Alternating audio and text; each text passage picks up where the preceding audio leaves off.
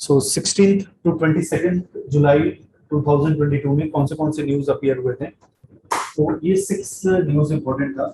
अभी नीति आयोग ने एक इंडेक्स रिलीज किया था ऑन 21 जुलाई और उस इंडेक्स का नाम है इंडिया इनोवेशन इंडेक्स। तो इसको हम डिस्कस करेंगे कि इनोवेशन होता क्या है और इस इंडेक्स के कंपोनेंट क्या है।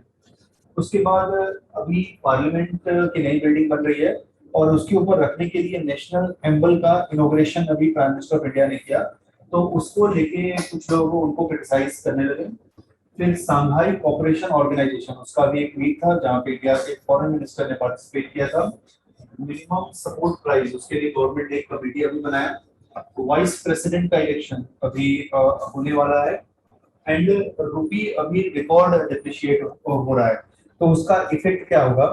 इनफैक्ट बहुत सारे इकोनॉमिस्ट कहते हैं कि ये एक अलार्म बेल है हमारे लिए। अभी कल रिजर्व बैंक के गवर्नर, उनका एक प्रेस कॉन्फ्रेंस था शक्तिकांता दास का, और उसमें उन्होंने कहा था कि our economy is not performing well और बहुत सारे ऐसे एक्सटर्नल ट्रिगर हैं जो जिससे हमें वार्निंग देना चाहिए। तो फर्स्ट हम इंडिया इनोवेशन इंडेक्स देखते हैं। इसको आप general study 3 economy and development के साथ रिलेट कर सकते हो। इंडिया में पॉवर्टी रिमूव करना है, इंडिया में हमारे पॉपुलेशन का प्रोडक्टिव यूज करना है, इंडिया का जीडीपी ग्रोथ इंक्रीज करना है, इंडिया का एक्सपोर्ट इंक्रीज करना है। उसके लिए हमें अपने प्रोडक्ट को ज्यादा से ज्यादा इनोवेटिव बनाना पड़ेगा और अगर हम नहीं बना पाते हैं तो फिर हम मार्केट को लूज करेंगे। इसके अंदर समझते हैं कि इनोवेटिव इंडिया इनोवेटिव इंडेक्स क्या है। नीति आयोग एंड एक और ऑर्गेनाइजेशन इंस्टीट्यूट ऑफ कॉम्पिटिटिवनेस, उन्होंने इसको रिलीज किया था। इसका पर्पस है इंडिया में इनोवेशन को लेके इकोसिस्टम कैसा है, उस इकोसिस्टम को एसेस करना। अब इनोवेशन देखो कैसे होता है। जैसे आप कॉलेज में पढ़ रहे हो, कॉलेज का एग्जामिनेशन पैटर्न अगर एनालिटिकल होगा, कॉलेज का एग्जामिनेशन पैटर्न अगर बेटर होगा तो आप भी अच्छे से सिलेबस को पढ़ोगे। लेकिन कॉलेज में वही अगर कॉपी पेस्ट होगा, फॉर एग्जांपल 3-4 साल के पेपर देख लो, एग्जाम में वही आ रहा है, तो आपके अंदर नया क्या आप सीखोगे। तो अभी क्या है कि हमारे कंट्री में एजुकेशन लेवल तो इंक्रीज हो रहा है बट हमारे स्टूडेंट्स का जो थॉटफुल ब्रेन होना चाहिए वो संभव नहीं हो रहा है। तो ये एक हम प्रॉब्लम फेस कर रहे हैं, एक तो हम चैलेंज फेस कर रहे हैं और हम अपने पूरे जनरेशन को एक क्लर्क बना रहे हैं, एक सेल्समैन बना रहे हैं। हम उनको कह रहे हैं कि जो भी लिखा है उसको एक्सेप्ट कर लो, आप क्रिटिकली उसको कभी भी क्वेश्चन मत करो। तो ये प्रॉब्लम है। तो इंडिया में इनोवेशन इकोसिस्टम को ये इवैल्यूएट करेगा और स्टेट यूनियन टेरिटरी को रैंक करेगा बेस्ड ऑन उनका परफॉर्मेंस कैसा है इनोवेशन में। थर्ड एडिशन है और थर्ड रिपोर्ट है 2021 में। और इसके अंदर टोटल 66 हमारे पास इंडिकेटर है, 16 सब पिलर है और 7 की पिलर है। 28 स्टेट और 8 यूनियन टेरिटरी को हम इसमें रैंक करते हैं। इसके अंदर हमारे पास 2 टाइप के पिलर हैं, टोटल 7 पिलर है। सो फर्स्ट इनेबलर है और दूसरा परफॉर्मेंस है। इनेबलर के अंदर ह्यूमन कैपिटल है, इन्वेस्टमेंट है, नॉलेज वर्कर है, बिजनेस एनवायरनमेंट है, सेफ्टी एंड लीगल एनवायरनमेंट है। तो ये सारे अगर फुलफिल हो जाएंगे तो इंडिया में इनोवेशन इकोसिस्टम बहुत ज्यादा अच्छा होगा। दूसरा परफॉर्मेंस है, नॉलेज आउटपुट, नॉलेज डिफ्यूजन, ये हमारा परफॉर्मेंस है। सो इनेबलर्स के अंदर आप देखोगे तो कौन से पैरामीटर है जो स्टेट के अंदर इनोवेशन को ड्राइव करते हैं, तो ये इनेबलर है। स्टेट क्या प्रॉपर इन्वायरमेंट उन्होंने क्रिएट किया है या क्रिएट नहीं किया है इनोवेशन के लिए, और स्टेट का कैपेसिटी इंप्रूव कैसे कर सकते हैं इसके अंदर वो हम देखेंगे। और परफॉर्मेंस, ये स्टेट का आउटकम हम देखेंगे कि उन्होंने कैसा परफॉर्म किया है इसमें। अब एक एक करके देखते हैं। ह्यूमन कैपिटल के अंदर स्कूल एजुकेशन में कैसा हमारा परफॉर्मेंस है, टर्शरी एंड हायर एजुकेशन में हमारा कैसा परफॉर्मेंस है। अब इसके अंदर वो सारे पैरामीटर हैं, टीचर का परफॉर्मेंस कैसा है, सिलेबस का अपग्रेडेशन कितना है, टीचर स्टूडेंट रेशियो कितना है, इसको आप एक बार ध्यान से देखना तो आपको आइडिया आएगा। उसके बाद इन्वेस्टमेंट में, रिसर्च एंड डेवलपमेंट में कितना हम पैसा स्पेंड कर रहे हैं। अगर वर्ल्ड के सारे कंट्री को आप एक जगह पे रखो और देखो कि कौन कंट्री रिसर्च में कितना ज्यादा स्पेंड करता है? Japan, Germany, US, south Korea वो रिसर्च में बहुत ज्यादा स्पेंड करते हैं। इसराइल और इंडिया रिसर्च में वन ऑफ द लोएस्ट हम स्पेंड करते हैं। हमें लगता है कि ये एक अनवांटेड एक्टिविटी है, ये काम का ही नहीं है। और आप आगे मैं आपको डेटा बताऊंगा, रिसर्च वेदर इंडस्ट्री में, रिसर्च गवर्नमेंट इंस्टीट्यूशन में या रिसर्च एजुकेशन इंस्टीट्यूशन में, ये तीनों हमारे वहाँ बहुत लोएस्ट हो रहा है। दूसरा, मार्केट सोफिस्टिकेशन कितना है, कितना हमारे कंट्री में एफडीआई का इन्फ्लो आ रहा है, कितना हमारे कंट्री में वेंचर कैपिटलिस्ट इन्वेस्ट करते हैं। वेंचर कैपिटलिस्ट वो स्टार्टअप को फंड करते हैं।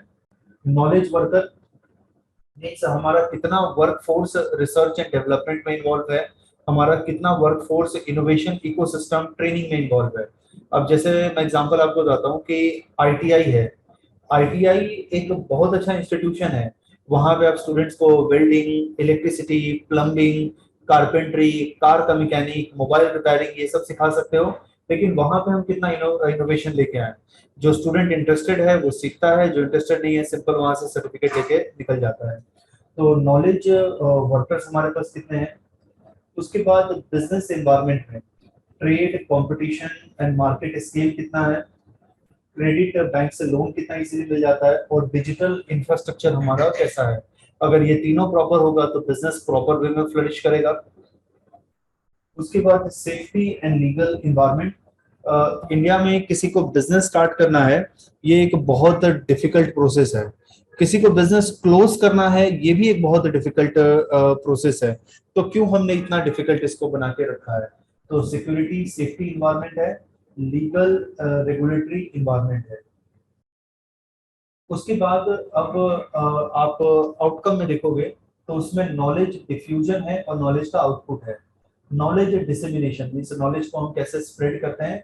और क्रिएटिव गुड्स एंड सर्विसेज, कितने पेटेंट रजिस्टर होते हैं, कितने इंटेलेक्चुअल प्रॉपर्टी राइट रजिस्टर होते हैं। तो आप अगर रिसर्च पेपर में देखोगे तो India again one of the lowest lowest है। हम बहुत कम रिसर्च पेपर फाइल करते हैं और उसमें से कितने रिसर्च पेपर सिलेक्ट होते हैं वो उससे भी कम है। जैसे कि मैं जब कॉलेज में था तो हम लोग ये बहुत सारे टेक्निकल कंपटीशन में पार्टिसिपेट करते थे। तो उसके लिए क्या होता था कि टेक्निकल मॉडल बनाना होता था। तो कितनी बार जब वो कंपटीशन में जाते थे तो ऐसे जैसे 50 60 70 स्टूडेंट्स अपना मॉडल प्रिपेयर करके आए हैं, तो वहां पे जो जज होते थे वो 50% से ज्यादा मॉडल को ऐसे रिजेक्ट कर देते थे। वो कहते थे कि ये क्या चाइल्डिश है। कोई क्या करता था कि मार्केट से उसने एक मोटर खरीदा, किसी और दूसरी जगह से एक टॉय का कार खरीदा, कहीं से रिमोट खरीदा, तीनों को असेंबल करके और एक कार उसने बना दिया, है ना। तो वो टीचर इसको रिजेक्ट करते थे। वो क्या करते कहते थे कि ये क्या कोई टॉय मतलब बच्चों का कंपटीशन है जो आप ये लेके आ रहे हो। मीन्स आप अगर ग्रेजुएशन लेवल पे compete कर रहे हो तो you should have something good. फिर कितने स्टूडेंट को जो बेसिक जो टीचर वहां पूछते थे कि अच्छा इसमें जो सर्किट के अंदर 5 कंपोनेंट है उसके आप नाम बताओ, वो भी वो नहीं बता पाते थे। तो फ्यूचर में फिर वो कैसा हम वर्कफोर्स रेडी करेंगे? तो ये एक प्रॉब्लम है। और वो जब इंडस्ट्री में जाएगा तो आई डाउट कि मतलब वो कुछ इनोवेशन कर पाएगा। तो क्रिएटिव गुड्स एंड सर्विसेज हम क्रिएट कर पा रहे हैं, नहीं कर पा रहे हैं। उसके बाद नॉलेज का क्रिएशन हो रहा है या नहीं हो रहा है, नॉलेज का इम्पैक्ट क्या है। और इंटेंगिबल एसेट, इंटेंगिबल एसेट क्या होता है कि जैसे कि अभी सपोज इस रूम में फायर आ जाए, मेरा लैपटॉप, टेबल वेबल सब चला जाएगा, है ना। लेकिन फिर भी मेरे दिमाग में जो इन्फॉर्मेशन है वो तो नहीं जाएगा ना। तो उसको मैं यूज करके फिर से इकोनॉमी क्रिएट कर सकता हूँ। तो हमें लोगों को ये बताना है कि जो टेंगिबल एसेट है आपके, वो तो कभी भी चला जा सकता है, लेकिन आपका जो बेसिक नॉलेज होगा, क्रिएटिविटी होगा, वो आपके साथ रहेगा। आप उसको क्यों नहीं समझते हो? आज US, south Korea, Japan, Germany अच्छे अच्छे प्रोडक्ट क्रिएट कर रहा है, तो उसके पीछे उनका knowledge economy, robust knowledge economy है। और हम नहीं कर पा रहे हैं तो समहाउ वहां पे फेल कर पा रहे हैं। अब इसका मतलब ये नहीं कि इंटेलिजेंस का जब डिस्ट्रीब्यूशन हुआ तो उस जगह पे ज्यादा हुआ, हमारे कंट्री में कम हुआ। एबिलिटी है, बट हमने कंडीशन ही ऐसा क्रिएट करके रखा है। अब जैसे मैं एक एग्जांपल बताता हूँ। एक मेरे क्लास में एक लड़का था और वो बहुत क्यूरियस टाइप था। मीन्स उसका टेक्निकल बहुत अच्छा था, बहुत ही क्यूरियस था। तो हमेशा जैसे टीचर से पूछे है ना कि अच्छा ये बताओ आप, ये कैसे होता है, वो कैसे होता है। तो टीचर को नहीं आता है क्योंकि वो एक ही चैप्टर जो है वो लास्ट 20 साल से पढ़ा रहे हैं। उसमें कुछ अब और उनको जरूरत भी नहीं है, क्या करेंगे वो ज्यादा पढ़ के, है ना। तो टीचर बोलते थे कि नहीं नहीं ये सब एग्जाम में नहीं आएगा, मत पढ़ो, है ना। तो भी वो इंसिस्ट करता था कि नहीं सर आप मेरे को बताओ, मेरे को समझना है, मेरे को नहीं पता चलता है। तो एक बार टीचर इरिटेट हो गए, है ना, कि वो कहें कि आप तुमको बहुत एनालिटिकल पढ़ना है ना, तो ठीक है इस बार के एग्जामिनेशन में मैं सारे एनालिटिकल क्वेश्चन में पूछूंगा और फिर तुम देखना, है ना। तो फिर सबने टीचर को रिक्वेस्ट किया, नहीं नहीं सर आप ऐसा मत करो प्लीज, है ना, जैसा पूछ रहे हो वैसे ही पूछो, है ना। और वो सर क्या कहते थे कि उनके जो लास्ट पेपर है उसी पेपर को पूरा प्रिंट करके डाल देते थे, मतलब कुछ भी चेंज नहीं होता था। तो अब एनालिटिकल पूछेंगे तो मार्क्स नहीं आएंगे, है ना, और मार्क्स नहीं आएंगे तो कंपनी में जॉब नहीं लगेगा। तो एक के नॉलेज के चक्कर में बाकी लोग अपने मार्क्स क्यों लूज करें, है ना। तो फिर हमने इसको बोला कि यार तुम इस टीचर से ज्यादा मत पूछा करो, है ना, क्योंकि ये फिर मतलब कुछ भी कर देंगे पेपर में, या आपको पेपर इजी निकालेंगे चेक टफ करेंगे, फिर क्या करोगे आप, है ना। तो ऐसे ऐसे हमारे टीचर होते हैं। और कितनी बार मेरे को ऐसा लगा है कि the teacher they have their ego bigger than their knowledge. उनका ईगो मतलब होता है कि उनसे कैसे पूछ लिया, उनसे कैसे ये कर लिया। अब आप उनसे नहीं पूछोगे तो किससे पूछोगे। तो ये एक प्रॉब्लम हमने अपने एजुकेशन इंस्टीट्यूशन में क्रिएट करके रखा है। और वो टीचर को कैसा लगता है कि जैसे वो सब्जेक्ट या वो क्लासरूम उनका एक सोवरेन रिपब्लिक है, वो पूरी उनकी सल्तनत है, उसमें जो उनको करना है जैसे करना है वो कर सकते हैं। इंडस्ट्री में जो हो रहा है, मार्केट में जो हो रहा है, उससे उनको मतलब ही नहीं है, उनको जैसा करना है वैसा करेंगे। अब रैंक को देखो, इसमें 3 कैटेगरी में इंडिया के स्टेट को हमने डिवाइड किया है। तो मेजर स्टेट में आप देखोगे कर्नाटक, उसका rank 1, Telangana rank 2, Haryana rank 3, Maharashtra rank 4, Tamil Nadu rank 5। Bottom 5 में आप देखोगे तो Chhattisgarh, Orissa, Bihar, Gujarat and Madhya Pradesh innovation in major state.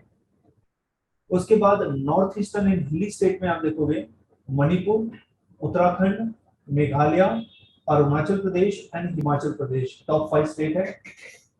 Bottom में नागालैंड है। Union territory and city state में आप देखोगे Chandigarh, Delhi, Andaman Nicobar island, Puducherry, Goa top 5 state. Bottom में लद्दाख है। उसके बाद इंडिया का एवरेज स्कोर 14.56 है। 5 इनेबलर में, ह्यूमन कैपिटल में 25.60, इन्वेस्टमेंट में 28.13, नॉलेज वर्कर में 6.26, बिजनेस एनवायरनमेंट में 5.68, सेफ्टी एंड लीगल एनवायरनमेंट में 31.84, नॉलेज आउटपुट में 13.44, नॉलेज डिफ्यूजन में 5.81। तो यहाँ पे हम अच्छा परफॉर्म कर रहे हैं, बाकी जगह पे हम ठीक परफॉर्म नहीं कर रहे हैं। अब इनोवेशन क्या होता है? इनोवेशन का मतलब होता है कि जैसे अभी मैं लेक्चर दे रहा हूँ, तो सारा जो इंफॉर्मेशन है, नीति आयोग का जो रिपोर्ट आया मैंने वहां से लिया। अब वो उस पूरे रिपोर्ट को मैं आपके सामने ओपन करूँ और लाइन बाय लाइन में पढ़ने लगूँ कि देखो ऐसा है ऐसा है ऐसा है। आपको एक तो समझ में भी नहीं आएगा, लेक्चर भी मोनोटोनस हो जाएगा, बोरिंग भी हो जाएगा। बट वहां से मैंने सिलेक्टेड इंफॉर्मेशन, सिलेक्टेड ग्राफिक को सिलेक्ट किया, पीपीटी में ऐसे प्लेस किया कि ये विजुअली ज्यादा अपीलिंग हो और एक ऑर्डर ऑफ अरेंजमेंट लगे। तो ये इनोवेशन हुआ। तो इनोवेशन का मतलब ये नहीं है कि आप एक नया प्रोडक्ट क्रिएट कर रहे हो। इनोवेशन का मतलब है वही प्रोडक्ट को बेटर वे में आप कर रहे हो। इनोवेशन का इंपॉर्टेंस अगर मैं आपको बताऊं, ह्यूमन बीइंग आज सरवाइव कर रहा है, उसके पीछे रीजन इनोवेशन है। एक एग्जांपल मैं आपको बताता हूँ। हम जंगल से लकड़ियों को काटते थे, जंगल से फ्रूट्स को लेते थे, और हम क्या करते थे कि एक कार्ट पे रख देते थे और फिर हम सब लोग खुश करते थे। तो हमें लगा कि यार ये तो कितना एफर्ट लग रहा है। तो फिर दिमाग में आया कि ये स्क्वायर हमने क्यों रखा है, हम एक राउंड रख सकते हैं ना। तो फिर व्हील का इन्वेंशन हुआ और व्हील से हमारा वर्क बहुत इजी हो गया। हम फूड को ऐसे ही कंज्यूम करते थे तो डाइजेस्ट नहीं होता था। तो फिर हमने फायर का इन्वेंट किया और फायर का डिस्कवरी किया और फिर हम उसको रोस्ट करके खाने लगे, तो बेटर वे में वो हमें डाइजेस्ट होने लगा। तो इनोवेशन का मतलब ये नहीं है कि नया प्रोडक्ट आपको क्रिएट करना है। इनोवेशन का मतलब ये है कि आप जो प्रोडक्ट को क्रिएट कर रहे हो उसको और बेटर वे में प्रेजेंट करो, कस्टमर उसको ज्यादा वे में अच्छे में यूज कर पाए। फिर इसका डेफिनेशन अगर आप देखोगे तो it is a multi stage process whereby organization transform idea into new improved product, services or pro advance compete and differentiate themselves successfully in marketplace। अब अपने प्रोडक्ट को इंप्रूव करो। एप्पल कंपनी वो फ्लरिश क्यों कर रही है क्योंकि अभी तो चलो फिर भी कम है, लेकिन जब स्टीव जॉब इसके हेड हुआ करते थे तो एवरी ईयर वो एक नए नए प्रोडक्ट को लेके आते थे, या जो ऑलरेडी उनका एग्जिस्टिंग प्रोडक्ट है उसके अंदर इम्प्रूव करते थे। और वो प्रोडक्ट ऐसा होता था कि उस पूरे इंडस्ट्री को चेंज कर देता था। जैसे मैं एक एग्जांपल आपको बताता हूँ, 2001-2 तक लोग गाने कैसे सुनते थे, वो वीडियो कैसे ऑडियो कैसेट को खरीदते थे। आपको पता होगा वो रील वाला कैसेट होता था, उसको टेप में डालते थे और उसको सुनते थे। और जो छोटा सा वॉकमैन होता था, वो वॉकमैन भी ऐसा होता था कि बहुत बल्की होता था। आप उसको पॉकेट में रखो, बड़ा सा बैटरी लगाओ, वायर लगा के आप अपने कान में सुनो। तो 2002-3 में एप्पल अपना आईपॉड लेके आया, बहुत छोटा सा है, उसके अंदर एक ईयरफोन लगा हुआ है, इतना छोटा है कि आप एक फिंगर से भी उसको उठा सकते हो, और उसके अंदर आप मेमोरी कार्ड में गाने स्टोर करके डाल दो और उस गाने को आप सुन सकते हो। तो उसके बाद दूसरे कंपनी डिजाइन करने लगी। फिर उसके बाद जैसे अब मेरे को क्या करना है, सारे गाने कहीं से डाउनलोड करके और उसमें डालना है, तो वो एप्पल का स्टोर लेके आए, आई स्टोर लेके आए। तो वैसे फिर गूगल प्ले, फिर दूसरे माइक्रोसॉफ्ट का आया। तो उनके जो प्रोडक्ट्स होते थे वो पाथ ब्रेकिंग होता था, जिससे मार्केट में वो डोमिनेट करते थे। टैबलेट का कंसेप्ट वो लेके आए कि मोबाइल से बड़ा और लैपटॉप से छोटा, तो टैबलेट का कंसेप्ट वो लेके आए। तो जितना इनोवेशन हम करेंगे उतना कंट्री के लिए बेटर होगा, उतना इकोनॉमी के लिए बेटर होगा। इनोवेशन हमें क्यों चाहिए? जैसे अभी से हम क्लास में कोई प्रॉब्लम फेस कर रहे हैं, अभी क्लास के प्रॉब्लम को सॉल्व करने के लिए हमें कोई लोकल सॉल्यूशन चाहिए, तो उसके लिए हमें इनोवेशन चाहिए, क्योंकि इस क्लास के पूरे सिचुएशन को हम लोग समझ रहे हैं। तो जब हम लोग इस क्लास के प्रॉब्लम को समझ रहे हैं, तो उसका सोल्यूशन भी तो हम ही लेके आएंगे ना। किसी बाहर से पर्सन को लेके आएंगे, वो कैसे सोल्यूशन लेके आएगा? क्योंकि पहले तो उसको प्रॉब्लम समझाना पड़ेगा। तो to provide local solution to local problem, affordable solution, durable solution, high quality and sustainable solution. Indian product का रीच हमें इंक्रीज करना है। अभी इंडियन प्रोडक्ट को 10 लोग यूज करते हैं, अगर इंडियन प्रोडक्ट को 100 लोग यूज करने लगेंगे तो हमारे मैन्युफैक्चरर को तो एडवांटेज होगा ना। उसके बाद इक्विटेबल एंड इंक्लूसिव ग्रोथ हमें प्रमोट करना है। अब जैसे से छत्तीसगढ़ का ट्राइबल है, वो कोई प्रोडक्ट डिजाइन कर रहा है, उस प्रोडक्ट को दिल्ली में, बैंगलोर में लोग यूज करेंगे तो उससे उनको फायदा होगा ना, और उनका ग्रोथ ज्यादा होगा। इंडियन इकोनॉमी को ज्यादा कॉम्पिटिटिव बनाना है। अभी प्रॉब्लम यह होता है कि जो जो प्राइस सेंसिटिव मार्केट है वहां पे इंडियन प्रोडक्ट नहीं चल पाते हैं, क्योंकि हमारे प्रोडक्ट महंगे होते हैं। जैसे मैं एक एग्जांपल आपको बताता हूँ, दिवाली के टाइम पे, अभी दिवाली आएगा, आप दिया खरीदने जाना है, तो आप देखोगे एक तरफ इंडियन जो मैन्युफैक्चरर्स हैं उनके दिए हैं, और दूसरी तरफ चाइनीज वालों के हैं। चाइनीज वालों के दिए सस्ते होते हैं, चाइनीज वालों के दिए का फिनिशिंग बेटर होता है, आप उसको एक बार खरीद लो, 4-5 दिवाली में यूज कर पाओगे। लेकिन इंडियन दिए का फिनिशिंग उतना अच्छा नहीं होता है, और वो प्राइस में भी ज्यादा होता है। अब ऐसे कंज्यूमर, आप क्या सोचोगे कि आप उसको लो जो ड्यूरेबल है, उसको लोगे जो परचेस करोगे जो सस्ता है, और उसको परचेस करोगे जो विजुअली ज्यादा बेटर अपीलिंग है ना, ऐसे कंज्यूमर तो आप उसको परचेस करोगे। तो कौन रोक रहा है इंडियन मैन्युफैक्चरर को वैसा बनाने में? क्या हम नहीं बना सकते? हमारा फेस्टिवल है, हम इतने साल से इसको सेलिब्रेट कर रहे हैं, हम इंडियन लोगों के रिक्वायरमेंट को अभी तक समझ नहीं पाए, और हमसे बेटर चाइनीज समझ पाए, तो ये तो हमारा फॉल्ट है ना। तो अगर इंडियन प्रोडक्ट को हमें क्वालिटी वाइज कम्पिटिटिव बनाना है, इंडियन प्रोडक्ट को प्राइस वाइज कम्पिटिटिव बनाना है, तो हमें इनोवेशन लेके आना पड़ेगा। एक और एग्जांपल बताता हूँ, इंडियन एग्रीकल्चर प्रोडक्ट के यूरोप में, अमेरिका में डिमांड बहुत ज्यादा है, लेकिन फिर भी हम वहां पे क्यों नहीं सेल कर पाते हैं? क्योंकि इंडियन एग्रीकल्चर प्रोडक्ट में पेस्टिसाइड बहुत ज्यादा है, केमिकल इंसेक्टिसाइड बहुत ज्यादा है, और वहां पे जाता है तो वो रिजेक्ट हो जाता है। तो कौन हमें रोक रहा है कि हम ऑर्गेनिक वे में फार्मिंग करें? कौन हमें रोक रहा है कि हमें पता है कि ये सारे केमिकल परमिटेड नहीं है तो उसको यूज ना करें, उसका कोई ऑर्गेनिक ऑल्टरनेटिव लेके आए? तो ये तो हम लेके नहीं आ पा रहे हैं, तो इंस्पाइट ऑफ हमारे प्रोडक्ट का रिक्वायरमेंट है तो उसको कंज्यूम नहीं कर रहा है। सो हमें इंडियन इकोनॉमी को कम्पिटिटिव बनाने के लिए इनोवेशन चाहिए, लोगों को एम्प्लॉयमेंट प्रोवाइड करने के लिए इनोवेशन चाहिए। अगर आप इनोवेशन लेके आओगे तो इंडियन प्रोडक्ट ज्यादा बिकेगा, इंडियन प्रोडक्ट ज्यादा बिकेगा तो जिससे ज्यादा एम्प्लॉयमेंट का जनरेट होगा,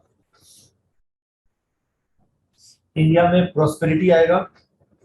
ये हमें पॉवर्टी एलिवेशन में हेल्प करेगा, इनइक्वालिटी को रिड्यूस करने में हेल्प करेगा, एंड सोशल मोबिलिटी में हेल्प करेगा। जैसे कि आप गांव में जाओ, जो लोग बास्केट बनाते हैं, गांव में जाओ, जो लोग पॉटर्स होते हैं, जो लोहार ब्लैक स्मिथ होते हैं, वो लोग अपने प्रोडक्ट को बहुत सस्ते में बेचते हैं। हम उनको कहें कि आप एक काम करो, अच्छे से ब्रांडिंग करो, अच्छे से पैकेजिंग करो और इसको मार्केट में जाके सेल करो, तो उनको बहुत अच्छा प्राइस मिलेगा।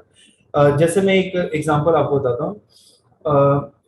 मेरे गांव में जहाँ पे मेरे पेरेंट बिलोंग करते हैं, वहाँ पे वाटरमेलन लीची बहुत होता है। तो ट्रेडर वहाँ पे आते हैं और ट्रेडर क्या करते हैं कि पूरा एक फार्म खरीद लेते हैं कि जैसे इस फार्म में अगर 10 लीची के ट्री है, तो एक लीची के ट्री को उन्होंने 10,000 में परचेज कर दिया, और उसमें 1,000 से भी ज्यादा लीची होते हैं। और वो लोग वहां से तोड़ के ले जाते हैं ट्रक में लोड करके, और अपने बास्केट में अच्छे से उसको प्लेस करते हैं, और वही 10,000 का वो 5 लाख 6 लाख कम करते हैं। अब ये कौन सा सोफिस्टिकेटेड टेक्निक है जो गांव वालों को नहीं आता। वाटरमेलन को वो परचेज करते हैं, और वाटर, क्योंकि वहां पर रिवर बहुत सारी है, तो वाटरमेलन का क्वालिटी बहुत अच्छा है, अच्छे से उसको बॉक्स में पैक करते हैं, और दूसरे दूसरे सिटी के जो शॉपिंग मार्ट है वहां पे सेल करते हैं। और एक एक वाटरमेलन 150-200 रुपए में बिकता है। जबकि आप गांव में जाओगे तो वही वाटरमेलन 1 रुपए में, 1.5 रुपए में, 2 रुपए में बेच रहे हैं। अब गांव वालों को जब इतना सिंपल सा चीजें आपको समझ में नहीं आ रहा है, तो फिर आपके पॉवर्टी के पीछे तो आप ही रिस्पॉन्सिबल हो ना। तो जब हम लोगों को इनोवेशन सिखाएंगे, तो इनोवेशन से उनका प्रॉस्पेरिटी आएगा, और जो इनइक्वालिटी एक हमारे सोसाइटी में है वो रिमूव होगा। अभी इंडिया में अराउंड 60% से भी ज्यादा हमारा पॉपुलेशन वर्किंग एज पॉपुलेशन है, और हमें डेमोग्राफिक डिविडेंड का बेनिफिट रीप करना है। नहीं तो क्या होगा कि अभी हमारा पॉपुलेशन यंग है, जो काम कर सकता है उसे काम नहीं दे रहे हैं। जब 20-25 साल ओल्ड, बाद जब ओल्ड हो जाएगा, तब वो काम करने के लायक नहीं रहेगा, तब आप क्या करोगे, फिर वो पेंशन डिमांड करेगा। 2050 तक इंडिया का 50% पॉपुलेशन अर्बन एरिया में रहने लगेगा। 814 मिलियन, 81 करोड़ हमारा पॉपुलेशन अर्बन एरिया में रहेगा। अर्बन एरिया में चीजों का डिमांड है। जैसे मैं एक एग्जांपल आपको बताता हूँ। गांव में मैं क्या देखता था कि जैसे अभी घर में फूड कुक होने वाला है, डिनर कुक होने वाला है, तो मेरी ग्रैंड मदर वो फार्म में जाती थी, और फार्म से स्पाइसेस तोड़ के लेके आ जाती थी। वहां से कोरिएंडर लेके आएगी, चिली लेके आएगी, वेजिटेबल लेके आएगी और फूड कुक करेगी। फ्रेशली कुक फूड होता था। लेकिन अभी अगर अर्बन एरिया में मुझे वैसा करना है तो स्पेस ही नहीं है ना। आप कहाँ करोगे, आपके रहने के लिए लोगों के पास जगह नहीं है, तो फॉरगेट अबाउट फार्मिंग, वो कैसे करेगा। तो अर्बन एरिया में जैसे जैसे पॉपुलेशन इंक्रीज होगा, अर्बन एरिया में डिमांड जनरेट होता है। एक और चीज मैं एग्जांपल आपको बताता हूँ। आप गांव में जाके ब्रेड ढूंढोगे, तो ब्रेड आपको इजीली नहीं मिलेगा। रीजन, क्योंकि लोगों को रोटी बनाना ज्यादा इजी लगता है, रोटी बनाना ज्यादा सस्ता लगता है। लेकिन अर्बन एरिया में लोग ब्रेड इसलिए कंज्यूम करते हैं क्योंकि रोटी बनाने में ज्यादा टाइम लगेगा, जल्दी जल्दी इसको कंज्यूम करके खत्म करो। तो अर्बन एरिया का पॉपुलेशन इंक्रीज होगा, तो वहां पे डिमांड भी तो इंक्रीज होगा ना। और उस डिमांड को फुलफिल करने के लिए हमें इनोवेशन करना पड़ेगा। और अगर हम वो नहीं करेंगे, तो हमारा पॉपुलेशन इन्फ्लेशन से, डिप्रीवेशन से परेशान हो जाएगा। तो that's why we need innovation. International level पे देखोगे तो एक ऑर्गेनाइजेशन है WIPO, और वो ग्लोबल इनोवेशन इंडेक्स को रिलीज करता है। तो उसका ये वीडियो है, दो छोटे छोटे वीडियो है 1.5 मिनट का, इसको देख लेते हैं फिर आगे मूव करते हैं।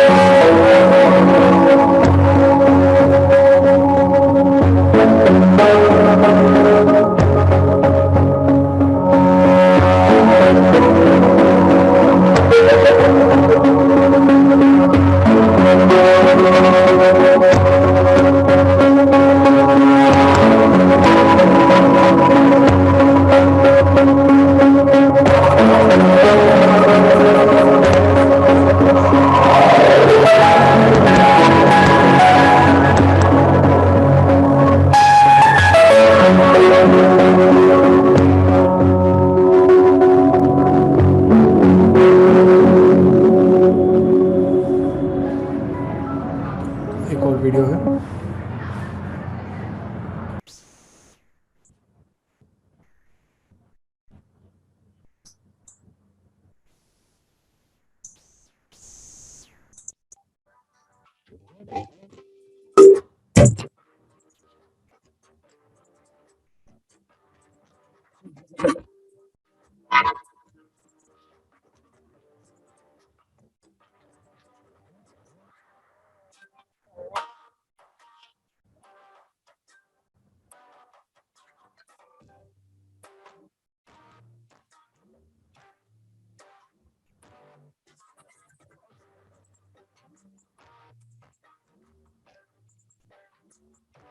ओके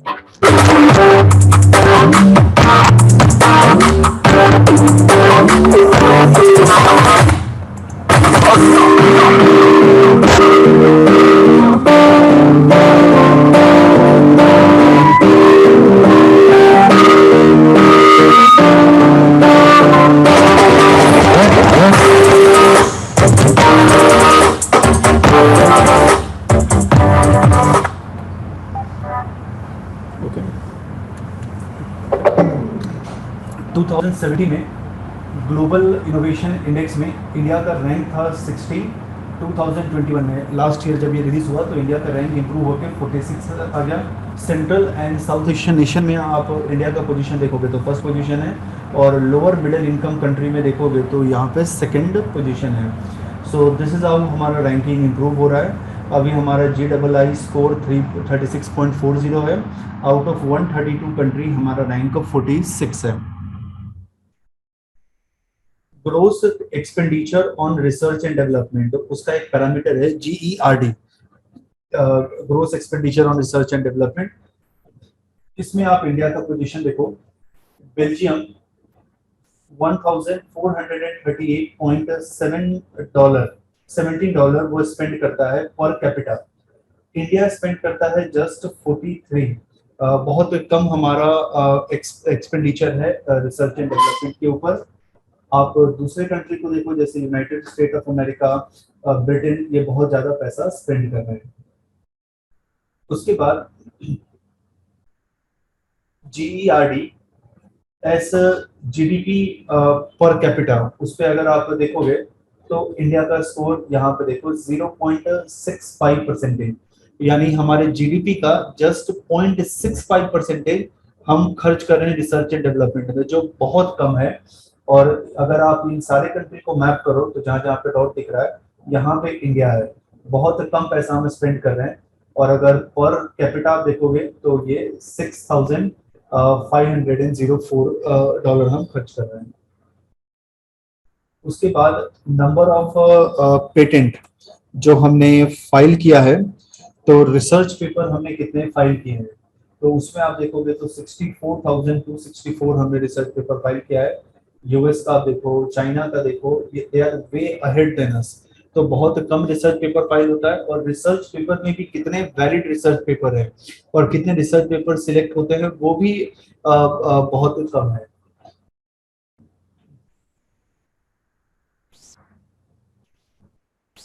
उसके बाद GERD का आप परफॉर्मेंस देखो, इंडिया में सबसे ज्यादा रिसर्च कौन कर रहा है, वो गवर्नमेंट कर रहा है। अगर मैं दो गवर्नमेंट की ऑर्गेनाइजेशन को निकाल दूं और फिर मैं रिसर्च देखूं तो मिनिमम रिसर्च होगा एक डिपार्टमेंट ऑफ स्पेस जिसके अंदर इसरो आता है, और दूसरा है that is DRDO, defence research and development organisation. यानी वेपन और स्पेस को निकाल दें तो रिसर्च एग्रीकल्चर में, एजुकेशन में, पॉलिटिक्स में बहुत कम हो रहा है। उसके बाद बिजनेस है, उसका कम है, और ये एकेडमिक इंस्टीट्यूशन है। तो आप रिसर्च देखोगे तो बहुत कम हम रिसर्च कर रहे हैं, और मेजोरिटी ऑफ रिसर्च गवर्नमेंट करती है।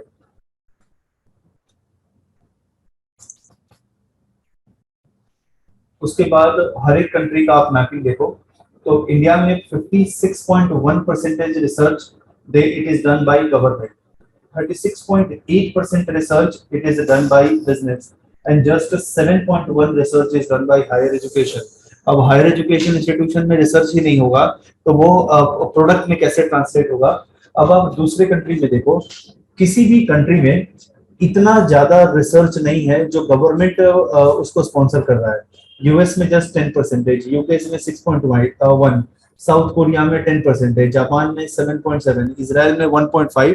और मेजर रिसर्च वहां पे कौन कर रहे हैं, हर जगह बिजनेसेस कर रहे हैं, तभी तो वो इंपॉर्टेंट प्रोडक्ट निकाल पाएंगे ना, बट हमारे वहां बिजनेसेस नहीं कर रहा है रिसर्च। उसके बाद इंडिया में रिसर्च कहाँ कहाँ पे हो रहा है, तो हेल्थ में 18%, डिफेंस में 17%, agriculture, forestry, fishing 12%, industrial production technology 9.8, exploration and exploitation of space 8.8। सो ये टॉप 5 कैटेगरी है जहां पे हम रिसर्च कर रहे हैं। बॉटम 5 में आप देखोगे political science and system, political, environment, exploration, इन सब में हो रहा है। इनोवेशन को हम इंडिया में कैसे प्रमोट कर सकते हैं? पहला, मेरे कॉलेज में एक सीनियर थे और वो पीएचडी कर रहे थे। मेरे से थोड़े साल पहले ज्यादा सीनियर थे। तो मैं उनसे पूछा था तो वो हमेशा ये कहते थे कि अभी मैं इस पे वर्क कर रहा हूँ, ये पेपर प्रेजेंट किया है बट अभी फंडिंग नहीं आया, फंडिंग आएगा तो आगे प्रोसीड करेंगे। तो मैं उनको पूछा था कि इतना टाइम क्यों लगता है फंडिंग में?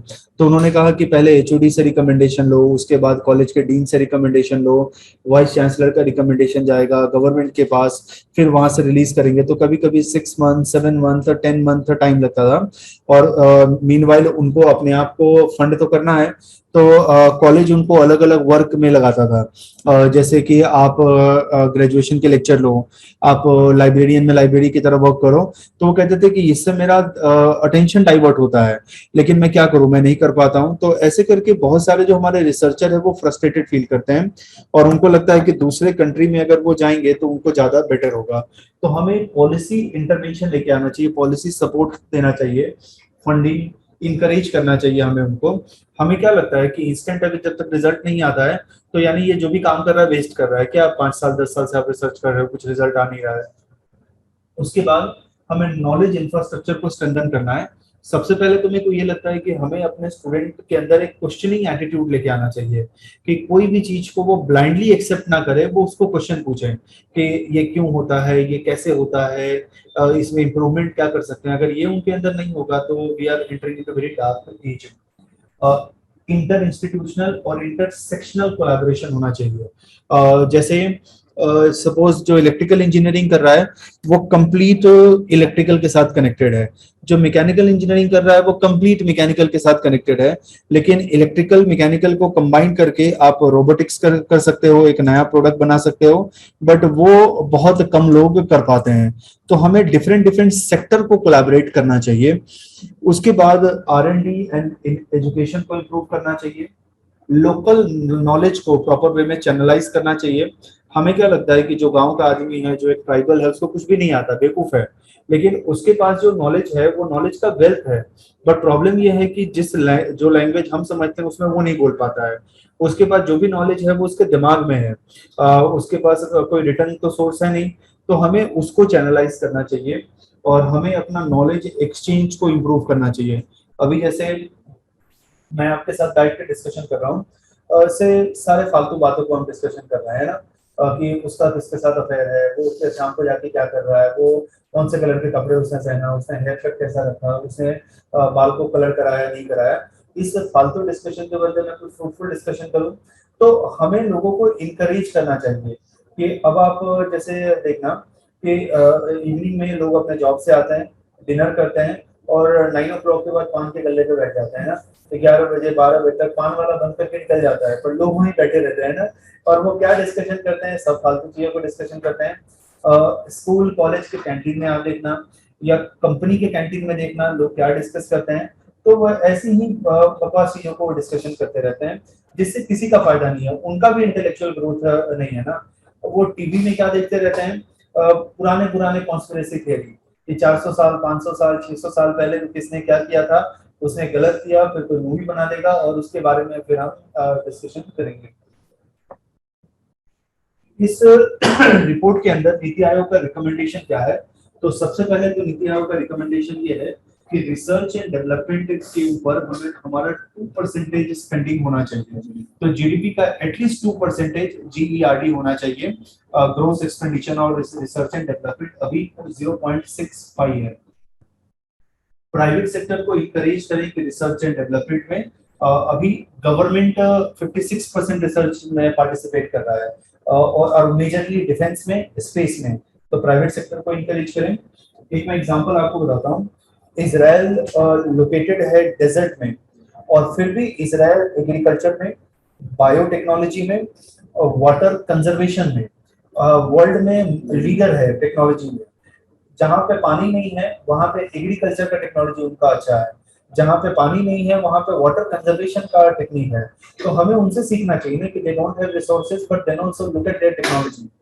इतना छोटा सा कंट्री है, शायद इंडिया के छोटे से आप सिटी को देखोगे उसके कंपेरेबल उसका पॉपुलेशन होगा, लेकिन वर्ल्ड का मेजर डिफेंस एक्सपोर्टर है। हमें कौन रोकता है कि हम ये सब टेक्नोलॉजी को एक्सपोर्ट ना करें, बट हम नहीं कर पाते। उसके बाद ह्यूमन कैपिटल में हमें मनी को स्पेंड करना चाहिए सो दैट हमारा नॉलेज बेस इंक्रीज हो। अभी आप देखोगे जो अच्छे कॉलेजेस से जो लोग पास आउट होते हैं, जैसे आईआईटी से, आईआईएम से या दूसरे नेशनल लेवल के कॉलेजेस हैं, उनके अंदर एक फेयर अमाउंट ऑफ नॉलेज होता है, तो उसमें से बहुत कम लोग आपको ऐसे दिखेंगे जो घूम के इधर उधर बकवास कर रहे हैं। बट बाकी सारे लोगों को आप देखोगे तो वो उनका नॉलेज लेवल ठीक नहीं है, और वो जिस चीजों पे कॉन्वर्सेशन करते हैं वो भी वो ठीक नहीं है। हम अपने डेमोग्राफिक डिविडेंड का फुल एडवांटेज ले पाएंगे, क्योंकि हमारा यंग पॉपुलेशन है, उसका हम फुल एडवांटेज ले पाएंगे। इंडस्ट्री का डिमांड और हमारा प्रेजेंट एजुकेशन सिस्टम जो प्रोवाइड कर रहा है, उसके बीच में गैप को हम फुलफिल कर पाएंगे। आज कैसा है कि इंडस्ट्री में वैकेंसी भी है तो भी वो रिक्रूट नहीं करते हैं, क्योंकि उनको लगता है कि जो वर्कफोर्स हमारा आ रहा है उसके पास प्रॉपर नॉलेज नहीं है, तो हम उसको रिक्रूट ना करें, उसके बदले ऑटोमेशन हम लेके आए। उसके बाद इंफॉर्मेशन कम्युनिकेशन टेक्नोलॉजी और डिजिटल प्लेटफॉर्म में प्रॉपर शिफ्ट होना चाहिए। हमें creative work, scientific work, discovery, invention, computer software and system, इन सबको हमें प्रमोट करना चाहिए सो दैट कि वर्क पे एजुकेशन इंस्टीट्यूशन में क्रिएटिविटी रखे। एंड हमें सीलोस को ब्रेक करना चाहिए। हम क्या करते हैं, पार्ट्स में ब्रेक करते हैं। जैसे कोई मैकेनिकल इंजीनियरिंग है और कोई इलेक्ट्रिकल इंजीनियरिंग, कोई सिविल इंजीनियरिंग है, ये तीनों को आप एक साथ लेके आओगे तो वो बहुत अच्छे से वर्क कर पाएंगे। लेकिन अपने अपने फील्ड में वो वर्क करें तो प्रॉब्लम बहुत अकर होता है। मैं जब कंपनी में वर्क करता था, मेरा बहुत कम एक्सपीरियंस है, ज्यादा एक्सपीरियंस नहीं है, बट उतने कम एक्सपीरियंस में जो मैंने देखा कि मार्केटिंग डिपार्टमेंट था, उसको ऑर्डर मिलता था कि आपको ऐसे इलेक्ट्रिकल मशीन बनाने हैं, वो प्रॉपर वे में डिजाइन डिपार्टमेंट को कन्वे नहीं कर पाता था, या कन्वे करता था तो डिजाइन डिपार्टमेंट का कैसा था कि वो एक्स टाइप के ही प्रोडक्ट को बना रहे हैं, तो उनको नया मिला तो उनको तो एफर्ट लगाना पड़ेगा, तो वो भी उसी टाइप के प्रोडक्ट को डिजाइन करते थे। वो फिर प्रोडक्शन को देते थे, प्रोडक्शन जिस तरीके से वर्क कर रहा है वो भी वैसे ही वर्क करता था। यानी क्लाइंट का रिक्वायरमेंट एक्स है, लेकिन हमारा एक्सपर्टीज है बनाने में वाई, और हम वाई बना के उसको देते थे। अब क्लाइंट बोलता था कि यार आपने ऐसा क्यों कर दिया, हम कहते थे कि नहीं आप इसको यूज करो ना, ये भी अच्छा प्रोडक्ट है, कोई प्रॉब्लम नहीं होगा, हम बैठे हैं ना, आपको ठीक कर देंगे। और फिर जब वो प्रोडक्ट लगाते थे वहां पे, जैसे वहां पे टेम्परेचर 50 डिग्री सेल्सियस है, जो हमने प्रोडक्ट बना के दिया वो 40 डिग्री सेल्सियस पे अच्छे से वर्क करेगा, तो बार बार उसमें फॉल्ट आता था, तो मेंटेनेंस डिपार्टमेंट वाला बार बार दौड़ के जाता था। जब तक वारंटी में है तब तक तो चल जाता था, लेकिन उसके बाद बार बार फॉल्ट होता था, फिर जो क्लाइंट होते थे वो कंपनी को ब्लैकलिस्ट कर देते थे। वो कहते थे कि इस कंपनी से अब प्रोडक्ट हमें बनाना ही नहीं है, क्योंकि ये मतलब अच्छे से डिजाइन नहीं करते हैं। तो अब आप देखो कि कंपनी को तो लॉस हुआ ना, लेकिन उसके इम्प्लॉय को तो कुछ एफर्ट नहीं लगाना है। इम्प्लॉय का एक डिजाइन सेट रेडी है, उसमें उन्होंने बना दिया, कंपनी को ऑर्डर मिले ऑर्डर ना मिले, कंपनी ब्लैकलिस्ट हो व्हाइट लिस्ट हो, उससे उनको क्या फर्क पड़ता है। तो हमें जब तक हम ये नहीं समझेंगे और पार्ट्स में काम करते रहेंगे तब तक हमारा डेवलपमेंट नहीं होगा। हमें एक इंटीग्रेटेड होल में वर्क करना चाहिए। So this is all about India innovation index. तो आज हम लेक्चर को यहीं पे कंक्लूड करते हैं, कल यहीं से हम प्रोसीड करेंगे। कुछ डाउट क्वेरी है यू कैन आस्क।